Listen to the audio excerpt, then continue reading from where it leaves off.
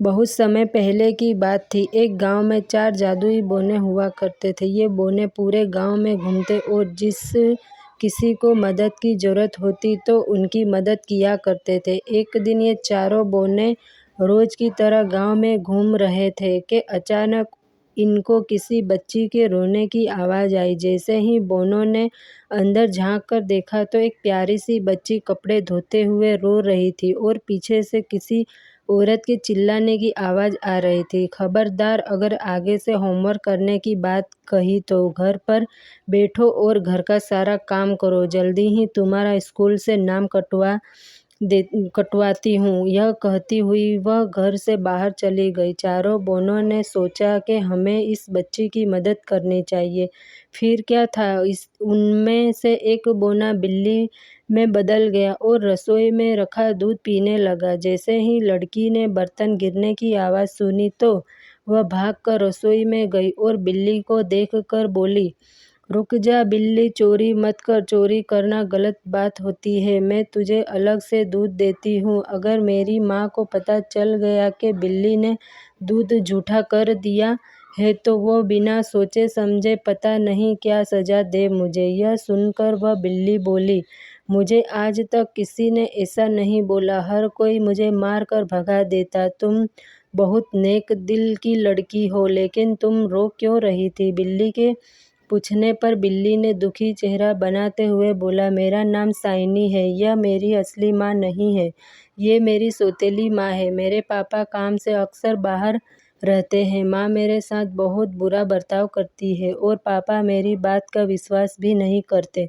इसलिए मुझे माँ की बातों का बहुत बुरा लगता है। अगर मेरी असली माँ होती तो मुझे इतना बुरा भला ना कहती और मुझे पढ़ाई करने से भी मना नहीं करती। यह सब सुनकर बिल्ली ने दूध खत्म किया और वहाँ से चली गई और साइनी ने अपने काम करने के लिए जाने लगी। जैसे ही उसने दूसरे कमरे में प्रवेश किया, उसने देखा कि सारा कमरा एकदम साफ था, कपड़े धुलकर प्रेस किए हुए पड़े थे, कमरा एकदम साफ था।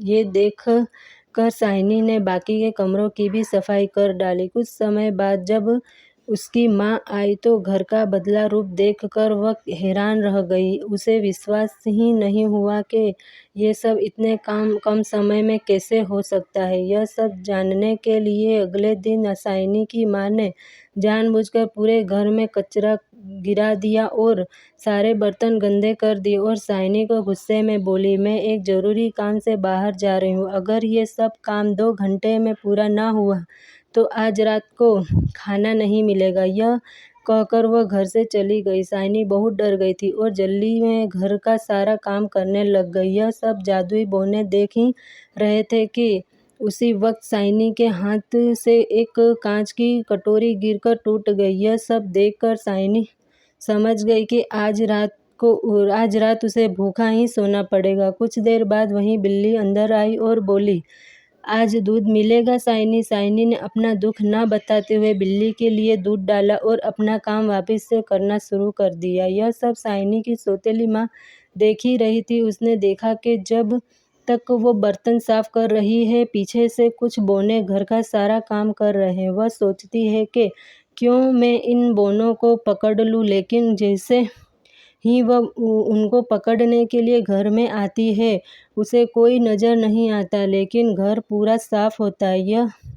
यह सब देखकर साइनी की माँ को गुस्सा आता है और वह गुस्से में साइनी की पिटाई करने लग जाती है। माँ, बता कहाँ है वह बौने, बता कहाँ है वह बौने। साइनी, मुझे कुछ नहीं पता। माँ, आप किसकी बात कर रहे हो है? मैंने तो एक बिल्ली को दूध पिलाया था, लेकिन उसकी माँ ने एक बात ना सुनी और साइनी की पिटाई कर रही। ठीक उसी वक्त साइनी के पापा आ जाते हैं और यह सब देखकर उसकी माँ को बोलते हैं, मैंने कभी नहीं सोचा था कि एक तुम मेरे पीछे से इस बच्ची के साथ इतना बुरा बर्ताव करती हो। शुक्र है उस बिल्ली का जिसने मुझे बता दिया और आज मैंने देख भी लिया कि तुम साइनी के साथ कैसा बर्ताव करती हो। मगर आज के बाद तुमने इस बच्ची को हाथ भी लगाया, या पढ़ाई करने से रोका तो मुझसे बुरा कोई न होगा। उस दिन के बाद साइनी को उसकी माँ ने कभी तंग न किया और साइनी ने खूब मन लगाकर पढ़ाई की। आगे जाकर साइनी डॉक्टर बनी और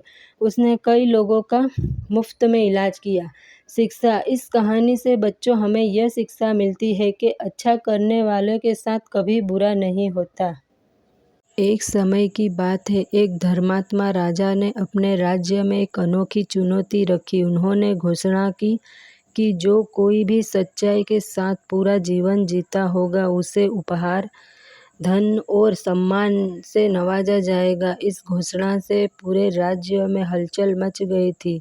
हर कोई इस इनाम को पाने के लिए उत्सुक था। उसी राज्य में एक गरीब लेकिन ईमानदार किसान रहता था। उसने अपने जीवन के हर कदम पर सच्चाई को अपनाया था, चाहे वह उसके खेती का काम हो या उसके पड़ोसियों के साथ उसका व्यवहार। वह हमेशा सच्चाई के मार्ग पर चलता रहा।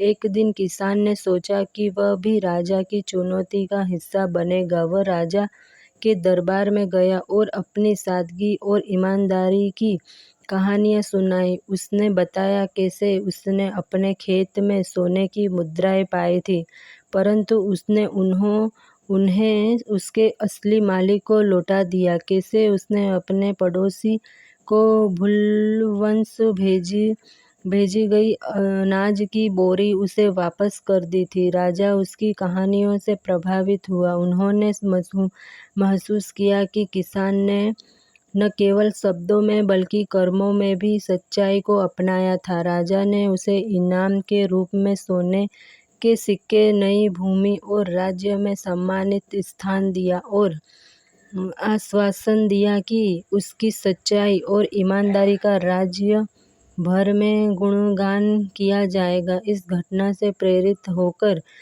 अन्य लोगों ने भी सच्चाई के मार्ग को अपनाने का संकल्प लिया। यह घटना पूरे राज्य में सच्चाई और ईमानदारी के महत्व को उजागर करने वाली बन गई। लोगों ने समझा कि भले ही सच्चाई का मार्ग कठिन हो, परंतु उसके परिणाम हमेशा शुभ और संतोषजनक होते हैं। नैतिक शिक्षा। सच्चाई हमेशा जीतती है। यह कहानी हमें यह सिखाती है कि सच्चाई का मार्ग चुनना हमेशा फलदायी होता है और अंत में यही जीत की कुंजी है। एक छोटे से गांव में रामू नामक एक गरीब लड़का रहता था। रामू बहुत ही नेक और हर दिल अजीज था। एक दिन वह लकड़ी इकट्ठा करने के लिए जंगल गया। जंगल में वह रास्ता भटक गया और उसे एक बूढ़ा आदमी मिला जो बहुत भूखा और थका हुआ लग रहा था। रामू के पास जो भी थोड़ा सा खाना था उसने उसे बूढ़े आदमी के साथ बांट दिया। बूढ़े आदमी ने रामू की इस दयालु की बहुत प्रशंसा की और उसे धन्यवाद दिया। कुछ समय बाद वह बूढ़ा आदमी अचानक एक जादूगर में बदल गया। उसने रामू को बताया कि वह उसकी नेकी और दयालुता से बहुत प्रभावित हुआ है। जादूगर ने रामू को एक चमत्कारी खजाने का रास्ता दिखाया। वह खजाना रामू के लिए न सिर्फ धन दौलत लेकर आया था, बल्कि उसके और उसके परिवार के जीवन को भी बदल दिया। रामू ने उस खजाने का उपयोग अपने गांव की भलाई के लिए भी किया। उसने गांव में स्कूल और अस्पताल बनवाए और गांव वालों की मदद की। रामू की कहानी ने पूरे गांव को प्रेरित किया। लोगों ने समझा कि नेकी और दयालुता सिर्फ तात्कालिक ही नहीं बल्कि बहुत दिन तक लाभ पहुंचाती है। रामू का यह कार्य गांव में नेकी और सहायता की एक नई लहर ले आया। नैतिक शिक्षा। नेकी करने से हमेशा अच्छा फल मिलता है। इस कहानी से हमें यह सीखने को मिलता है कि दयालुता और परोपकार की भावना हमेशा अच्छे परिणाम लाती है और यह न केवल व्यक्ति को बल्कि समाज को भी समृद्ध बनाती है।